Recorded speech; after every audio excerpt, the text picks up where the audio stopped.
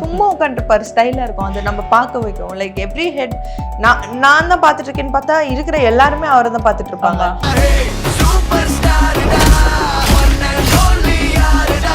தக் லைஃப் பண்ணிட்டு இருக்கீங்கன்னா அதை பற்றிலாம் எதாவது கேட்பாரா கமல் சார் பற்றி?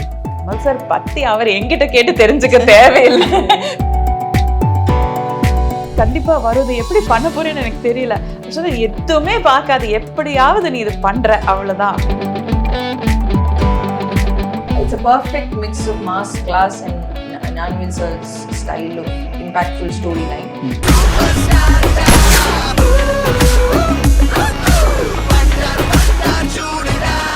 பட் நான் வேற ஏதோ ஷூட்டிங் முடிச்சுட்டு பிளேன்லேருந்து இறங்குறேன். அந்த இதில் missed call while your phone was switched off, missed கால்னு ஒரு 2-3 கால்ஸ் வரும். நான் பார்த்து இது தெரியாத நம்பர் யாரை கூப்பிட்டுருவாங்கன்னு பார்த்துட்டு இருந்தேன். திடீர்னு கால் வந்தது.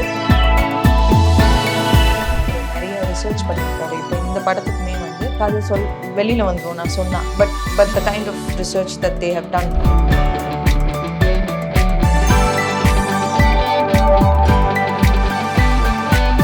வணக்கம் ரெண்டு பேருக்கும்.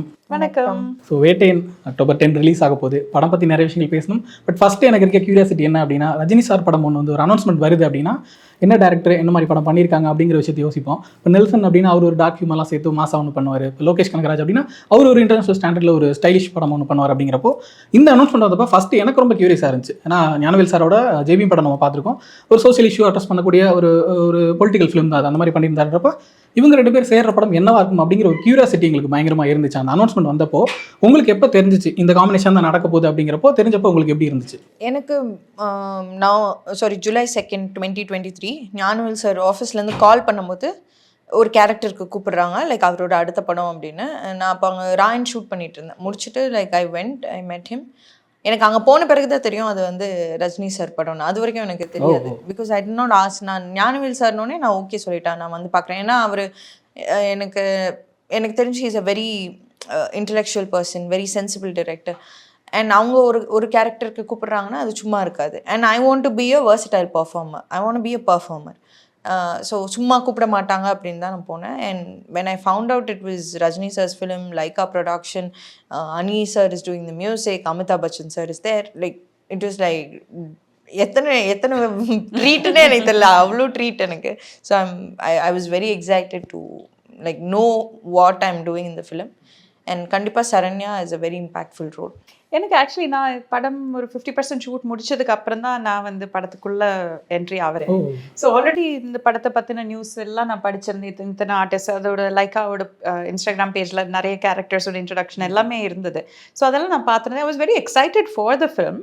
பட் நான் வேறு ஏதோ ஒரு ஷூட்டிங் முடிச்சுட்டு பிளேன்லேருந்து இறங்குறேன். அந்த இதில் missed call while your phone was switched off, missed கால்னு ஒரு 2-3 கால்ஸ் வரும். நான் பார்த்து இது தெரியாத நம்பர் யாரை கூப்பிட்டுருவாங்கன்னு பார்த்துட்டு இருந்தேன். திடீர்னு கால் வந்தது. somebody from Laika called me. I was standing outside the airport. Just இறங்கியிருக்கேன். அப்போ கூப்பிட்டு சொல்கிற இந்த மாதிரி ஞானவேல் சாரோட படத்தில் உங்களுக்கு ரோலில் இருக்குது, நீங்கள் வர முடியுமா? ஞானவேல் சார் வந்து இப்போ ரஜினி சார் வச்சு தானே படம் பண்ணிட்டு இருக்காரு. அப்புறம் சொல்கிறேன், ஆமாம் அது ரஜினி சாரோட படம் தான், வேட்டையன் படம் தான், அதில் நீங்கள் பண்ண முடியுமா? ஐ வாஸ் லைக் ஐயோ வேற 2 படம் ஷூட்டிங் போயிட்டுருக்கேன், இது எப்படி நான் டேட்ஸ் மேனேஜ் பண்ண போகிறேன்னு சொல்லிட்டு அப்படியே நான் சரி ஐ வில் ஃபிகர் இட் அவுட்னு சொல்லி நான் வச்சேன். Between that call and when அந்த மகேந்திரன் அவரை வந்து எனக்கு கூப்பிட்டு ஸ்டோரி சொல்கிற அந்த பிட்வீன் தட் 5 minutes எனக்கு எதுவுமே புரியல. நான் என்ன பண்ணுறேன், இது நிஜமாலும் இந்த கால் வந்ததா? அண்ட் என்னோட ஹஸ்பண்ட் அப்போ தான் ஏர்போர்ட்டில் பிக்கப் பண்ண வந்தார். ஸோ ஐ வாஸ் டெல்லிங் இப்படி ஒரு கால் வந்தது, ஆனால் எனக்கு டேட்ஸ் கிளாஷ் கண்டிப்பாக வருது, எப்படி பண்ண போறேன்னு எனக்கு தெரியல. சொன்ன எதுவுமே பார்க்காது, எப்படியாவது நீ இது பண்ணுற, அவ்வளோதான் அப்படின்னு சொல்லி சரி சரி சரி அப்படின்றது. I just sort of came back to earth. And then, everything sort of happened. And இப்போ நாங்கள் இங்கே உட்காந்து பேசிகிட்டு இருக்கோம். இப்போ ரீசெண்ட் இயர்ஸில் வந்து பெரிய ஸ்டார்ஸோட படங்கள் அப்படின்னா அதில் என்னென்ன விஷயங்கள் ஹைலைட்டாக போகுது அப்படின்னு சொல்லி பார்த்தோம்னா பட்ஜெட், சேலரி, பாக்ஸ் ஆஃபீஸ் அந்த விஷயங்கள். கண்டென்ட்டாகவும் பார்த்தோம்னாலும் ஹீரோ வில்லன் கிளாஷ், அதில் வந்து எவ்வளோ பெரிய ஃபைட்ஸ் இருக்குது, போன படத்தோட அதிகமான ஃபைட்ஸ் இதில் இருக்குது. அந்த மாதிரி விஷயங்கள் தான் ஃபோக்கஸ் ஆகிட்டு இருக்குது. But one special thing about Vettaiyan வந்து ரொம்ப ப்ராமிசிங்கான ஃபீமேல் கேரக்டர்ஸ் பார்க்குறோம். நம்ம போஸ்டர்லேருந்து அனௌன்ஸ்மெண்ட் வீடியோவில் எல்லாத்தையுமே பார்த்துட்டு இருக்கிறோம். நீங்கள் யாருமே ஜஸ்ட் லைக் தட் ஒரு கேரக்டர்ஸ் பண்ணக்கூடிய ஆர்டிஸ்ட் கிடையாது. அந்த மாதிரியான பெர்ஃபார்மன்ஸாக தான் உங்களை பார்த்துருக்கோம். அண்ட் மஞ்சு மேம், ரித்திகா எல்லாருமே இருக்காங்கன்றப்போ இந்த ஸ்பேஸ் இருக்குல்ல, இந்த படத்தில் ஒரு பெரிய ஸ்டார் படத்தில் இவ்வளோ ஃபீமேல் கேரக்டர்ஸ்க்கான ஸ்கோப் பெருசாக இருக்கிறது வந்து எப்படி பார்க்குறீங்க? ஐ திங்க் அந்த கதைக்கு அது தேவைப்படுது. ஸோ அதனால இத்தனை ஃபீமேல் கேரக்டர்ஸ் வைக்கணும்னு ஒரு கோட்டா ஃபில் பண்ணுற மாதிரி அதுக்காக பண்ணது கிடையாது. இந்த ஸ்டோரி அவர் ஞானவேல் சார் சொல்ல நினச்ச ஸ்டோரியில் இந்த கேரக்டர்ஸ் வந்து ஃபீமேலாக இருக்காங்க, இந்த கேரக்டர்ஸ் வந்து மேலாக இருக்காங்க, அவ்வளோதான். அவருக்கு முடிஞ்சதுன்னா டிரான்ஸ்ஜெண்டர் கேரக்டரையும் வச்சிருப்பாரு, அவ்வளோதான். I don't think he looks at gender அந்த மாதிரி. இந்த கதையை முன்னுக்கு எடுத்துகிட்டு போகிறதுக்கு யார் மூலியமா பேசணுமோ அந்த கேரக்டர் வந்து பேசும், அவ்வளோதான்.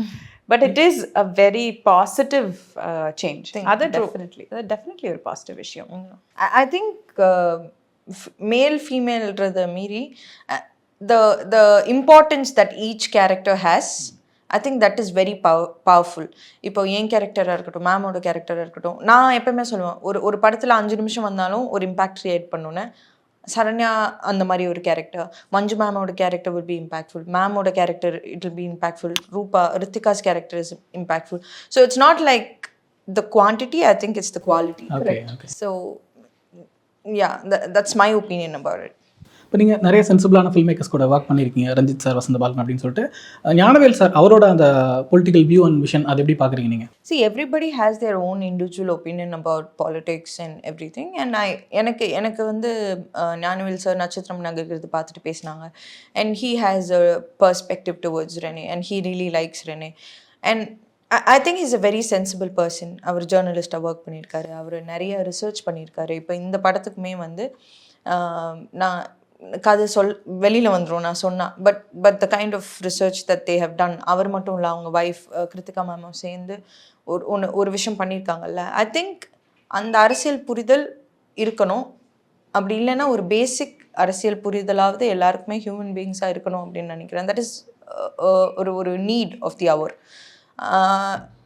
I'm very very grateful and happy இந்த மாதிரி சென்சிபிளான டிரெக்டர்ஸ் கூட at the early stages of my கரியரில் நான் நடிக்கிறது எனக்கு ரொம்ப ரொம்ப பெரிய விஷயமா படுது. மேம், நீங்கள் நிறைய படங்கள் பண்ணியிருந்தாலும் அபிராமி அப்படின்னு சொன்னோன்னே விருமாண்டி அபிராமி அப்படிங்கிறத நிறைய பேர் சொல்லக்கூடிய விஷயமா இருக்குது. அந்தளவுக்கு ஒரு அடையாளமே உங்களுக்கு அந்த படம் இருக்குது. மொரோவர் கமல் சார் படங்களுக்கு நீங்கள் டப்பிங் பண்ணுறேன்னு சொல்லிட்டு நிறைய கொலாபரேஷனும் பண்ணியிருக்கீங்க. So first time Rajini sir படத்தில் நடிக்கிறீங்க அப்படிங்கிற மூமெண்ட் உங்களுக்கு எப்படி இருந்துச்சு? when the call happened itself, அது ரொம்ப ஒரு சரியலான ஒரு விஷயமா தான் இருந்தது. அண்ட் எல்லாருக்குமே ஒரு பக்கெட் லிஸ்ட்னு ஒரு செக் லிஸ்ட் இருக்கும். இந்தந்த டைரக்டர்ஸ் கூட ஒர்க் பண்ணணும், இந்தந்த ஆக்ட்ரஸஸ் கூட ஒர்க் பண்ணணுங்கிற ஒரு ஆசை இருக்கும். This is definitely a bucket list item. அதை செக் பண்ண முடிஞ்சதில் எனக்கு very very very thrilled. Settle வந்து அந்த விட்னஸிங் த ரஜினிசம்னு சொல்லுவாங்கள்ல, அவரை வந்து ஸ்க்ரீனில் பெர்ஃபார்ம் பண்ணுறதை நீங்கள் கூட இருந்து பார்க்குறது, அந்த மூமெண்ட் எப்படி இருந்துச்சு உங்களுக்கு? ஐ திங்க் அவர் சும்மா இருந்தாலே ஸ்டைலாக இருக்கும். சும்மா உட்காந்துருப்பாரு, ஸ்டைலாக இருக்கும். அதை நம்ம பார்க்க வைக்கும். லைக் எவ்ரி ஹெட் நான் தான் பார்த்துட்டு இருக்கேன்னு பார்த்தா இருக்கிற எல்லாருமே அவரை தான் பார்த்துட்டு இருப்பாங்க.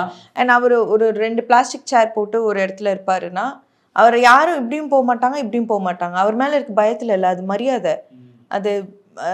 அது எப்படி சொல்கிறேன்னு தெரியல. The kind of energy that he emits is so powerful that நம்மளே ஆட்டோமேட்டிக்காக திரும்பி அவர் பார்க்க வச்சிரும்னு நினைக்கிறேன். அந்த மாதிரி ஒரு எனர்ஜி, அந்த மாதிரி ஒரு ஹியூமிலிட்டி.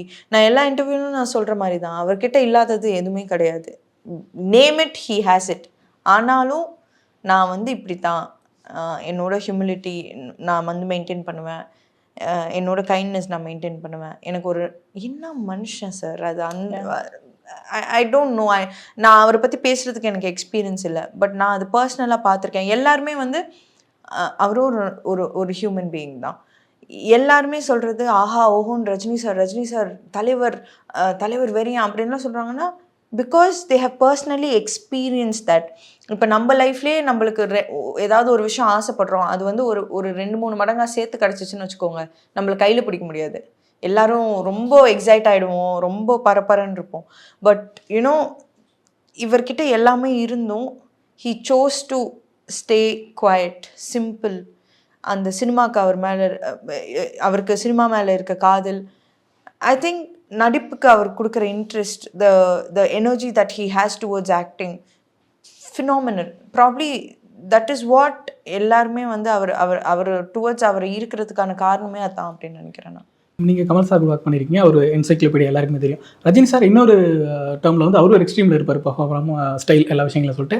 அவர் கூட அந்த ஒர்க் பண்ண எக்ஸ்பீரியன்ஸ், நீங்கள் கற்றுக்கிட்ட விஷயங்கள், அவர் எப்படி இருக்கார், ஒவ்வொருத்தர்கிட்ட எப்படி பழகுறாரு, செட்டில் இருக்கிற யாராக இருந்தால் எந்த கெப்பாசிட்டியில் ஒர்க் பண்ணுற ஒருத்தராக இருக்கட்டும், அவருக்கு கொடுக்க வேண்டிய மரியாதை கொடுத்து அவர் பேசுறது, anybody that comes to meet him உடனே எழுந்து நின்று ஹலோ சொல்லுவார். அவங்களுக்கு ஒரு சேர் வர வரைக்கும் அவர் வெயிட் பண்ணுவார். அவங்களுக்கு ஒரு சேர் வந்து அவங்களும் உட்காந்ததுக்கு அப்புறம் தான் அவரே உட்காருவார். ஸோ அந்த மாதிரி ஒரு பணிவோட, அந்த மாதிரி ஒரு அன்போட எல்லார்கிட்டையும் பழகிறது, இந்த மாதிரி விஷயங்கள் தான் that you can really learn from him. And also இப்போ துஷாரா சொன்ன மாதிரி அவருக்கு இருக்கிற வயசுக்கு அண்ட் அவர் ஆல்ரெடி பண்ணியாச்சு, எல்லாமே ப்ரூவ் பண்ணியாச்சு, யாருக்குமே எதுவுமே ப்ரூவ் பண்ண தேவையில்லை. பட் அவருக்கே மறுபடியும் ப்ரூவ் பண்ணிட்டு இருக்காரு எவ்ரி சிங்கிள் டே. அவரோட ஃபேன்ஸுக்கு அவர் மேலே இருக்கிற அன்புனால மட்டுமே தான் அவர் ஓடிட்டே இருக்காரு இன்னுமே. Very true. அந்த ஃபேன்ஸை நான் என்றைக்குமே டிசப்பாயிண்ட் பண்ணிடக்கூடாது, அவங்களுக்காக நான் ஓடிக்கிட்டே இருப்பேங்கிற அந்த ஒரு இது இருக்கு இல்லையா, ஒரு ஃபயர் இருக்கு இல்லையா அவர்கிட்ட. That is what you have to learn from him. என்ன மாதிரி விஷயங்கள் பேசுவீங்க மேடம்? உங்களுக்கு நீங்கள் தக் லைஃபும் பண்ணிட்டு இருக்கீங்கன்னா அதை பற்றிலாம் எதாவது கேட்பாரா கமல் சார் பற்றி? கமல் சார் பற்றி அவர் எங்கிட்ட கேட்டு தெரிஞ்சுக்க தேவையில்லை. கூப்பிட்டா ஹலோ கமல் சொல்ல வேண்டிய இடத்துல அவர் இருக்காரு. பட் கேட்பாரு, வேற என்ன ப்ராஜெக்ட்ஸ் பண்ணிட்டு இருக்கீங்கன்னு கேட்பாரு. வீட்டில் ஃபேமிலி பற்றி நிறைய கேட்பாரு. நானும் அவரை நிறைய கொஸ்டின்ஸ் கேட்டு நான் டார்ச்சர் பண்ணேன். அவருக்கு ஃப்ரீ டைம் இருக்கும்போது அவர் என்ன பண்ணுவாருன்னு கேட்பேன். அவர் என்ன மாதிரி மியூசிக் கேட்பாருன்னு அதை பற்றி கேட்டிருக்கேன். அவரோட லைஃப் ஃபிலாசபி பற்றி பேசியிருக்கேன். நிறைய கேள்விகள் கேட்டிருக்கேன். பிகாஸ் வேறு யாருக்கும் இல்லாத பெர்ஸ்பெக்டிவ் அவர்கிட்ட இருக்கும். ஸோ அது அந்த அளவுக்கு ஃபேம் பார்த்த, அந்த அளவுக்கு சக்ஸஸ் பார்த்த ஒருத்தருக்கு சின்ன விஷயங்கள் பற்றி என்னென்ன சொல்ல வேண்டியது இருக்குங்கிறது, that is something. I ask him about his connection with his grandchildren. அவங்களுக்கு என்ன மாதிரி கதைகள் சொல்லிக் கொடுப்பேன்னு கேட்பேன். So because is an amazing storyteller. என்ன அந்த மாதிரியான விஷயங்கள். The other side of Rajinikanth. I am not interested in the glamour masala. அதெல்லாம் எல்லாருக்குமே எப்பவுமே கிடைக்கும், திரையில பார்த்து நம்ம ரசிக்கலாம். But I want to hear the other side of him. Sir உங்களோட ஒர்க் அக்னாலேஜ் பண்ணுறதுன்ற ஒரு விஷயம் இருக்குல்ல, சார்பட்டா பற்றி பேசினான்னு சொல்லியிருந்தீங்க. நட்சத்திரம் நகருக்கு அவருக்கு ரொம்ப பிடிச்ச படம். ரஞ்சித் சார் கிட்ட ரொம்ப நேரம் ஃபோன் பண்ணி பேசினாருன்றதெல்லாம் ரஞ்சித் சார் சொல்லியிருந்தார். ஒரு ஆஸ்பெக்டையுமே இந்த படத்தை பற்றி பேசியிருந்தான்னு சொல்லிட்டு நீங்கள் தான் லீட் ரோல் பண்ணியிருந்தீங்க. அப்படிங்கிறப்போ அந்த படம் பற்றியோ இல்லை உங்களோட மற்ற ஒர்க்ஸ் பற்றியோ உங்கள்கிட்ட அக்னாலேஜ் பண்ணுறது நமக்கு பயங்கர சந்தோஷமாக இருக்கும். பட் அதை தாண்டி அதை அப்ரிஷியேட் பண்ணுறாரு அப்படிங்கிற விஷயங்கள்லாம் உங்களுக்கு எப்படி இருந்துச்சு? ஆக்சுவலி இது நான் நினச்சி பார்க்கல. நான் சாரை பார்ப்பேன், சார் கூட நடிப்பேன்னு நான் நினச்சி பார்க்கல. ஆனால் அவர் ஃபஸ்ட்டு என்கிட்ட சொன்னதே சார்பட்டால நடிப்பு பிரமாதம், அதுதான் அவரோட ஃபர்ஸ்ட் வேர்ட்ஸ். அண்ட் அதுக்கப்புறம் அவர் நட்சத்திரம் நகர்கிறத பற்றி பேசினதாக இருக்கட்டும், ராயின் பார்த்துட்டு என்னை அப்ரிஷியேட் பண்ணார். அடுத்த விஜய் சாந்தின்னு சொன்னார். எனக்கு அதெல்லாம் மறக்கவே மாட்டேன். Those are like something that is very personal and dear to me. அவர் யூடியூப் இன்டர்வியூஸ் பார்ப்பேன்னு சொன்னார். அவர் என்கிட்ட இதை சொல்லணுன்னு இல்லை, லைக் அது என்னை ஒரு சந்தோஷத்துக்கு தள்ளுதில்ல, அந்த சந்தோஷத்தை நான் ஃபீல் பண்ணணுன்னு அவர் நினச்சிருக்காதுல்ல, எனக்கு அது ஒரு பெரிய விஷயம். பிகாஸ் அந்த தாட் எத்தனை பேருக்கு வரும்? இப்போ நான் உங்களை பார்க்குறேன், இன்றைக்கி நீங்கள் நல்லா இருக்கீங்க அப்படின்னு நான் சொல்கிறது, கண்டிப்பாக அது it will put a smile to you, like it will make you feel happy. அந்த ஹாப்பினஸ் அவர் எனக்கு கொடுக்கணும் அப்படின்னு நினச்சிருக்காரு. என் ஒர்க்குக்கு அதுக்கு ஒரு டைம் எடுத்து அதை வேல்யூ பண்ணணும்னு நினச்சிருக்காரு. அந்த படத்தை உட்காந்து பார்த்துருக்காரு. அதுவே it is a big thing. So I really have immense amount of respect towards him. There's only one superstar, there's only one hero. நிச்சயமா. இப்போ சூப்பர் ஸ்டார் அப்படிங்கிறப்ப அவரோட ஸ்க்ரீன் ப்ரெசன்ஸே மிரட்டலாக இருக்கும் படம் முழுக்கவே. அதை தாண்டி நிறைய ஆக்டர்ஸ், ஸ்டார்ஸ், பர்ஃபார்மர்ஸ் எல்லாம் இருக்காங்கன்றப்போ இவ்வளோ நல்ல ஸ்டார் பர்ஃபார்மர்ஸ் இருக்கும்போது அவங்க கூட சேர்ந்து நடிக்கிறது எவ்வளோ எக்ஸைட்டிங்காக இருக்குது, எவ்வளோ சேலஞ்சிங்காக இருக்குது? சேலஞ்சிங்கிறது I think it's something that is within you. You have to keep challenging yourself to do your role better. மற்றவங்க இருக்கிறாங்க அதனால நம்மளுக்கு சேலஞ்சிங்காக இருக்கும் அப்படி எனக்கு தெரியல. ஹெல்தி காம்படிஷன் இருக்கலாம். எனக்கு எல்லாத்துக்கிட்ட இருந்தும் கற்றுக்கிறதுக்கு நிறைய விஷயம் இருந்தது. Because everybody are senior actors. நான் இப்போ தான் வந்திருக்கேன். இவ்வளோ பெரிய கடலில் நான் ஒரு சின்ன மீன். I'm just trying to learn to swim. And இந்த அலையெல்லாம் மீறி நான் போய் அங்கே சேர்றதுக்கு எனக்கு டைம் ஆகும். ஆனால் அந்த ஜேர்னி இருக்குல்ல, I think that is my experience, that is my learning. So இத்தனை பேர் கூட நான் நடிக்கிறதுக்கு எனக்கு வாய்ப்பு கிடைச்சது it's a big thing.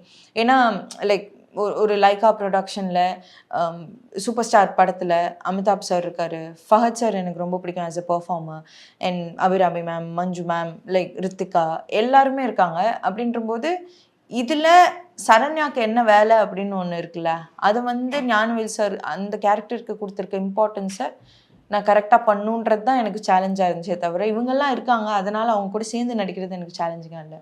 So I was very excited எனக்கு ரஜினி சார் கூட ஃபர்ஸ்ட் டே நான் நடிக்க போகும்போது எனக்கு அவரை பார்க்க போகிறோன்னு தான் எனக்கு ஃபீவர் வந்துச்சு தவிர அவர் கூட நடிக்க போகிறோன்னு பயம் வரல. ஏன்னா அவரோட எனர்ஜி அவ்வளோ பவர்ஃபுல்லாக அவ்வளோ பியூராக இருந்தது.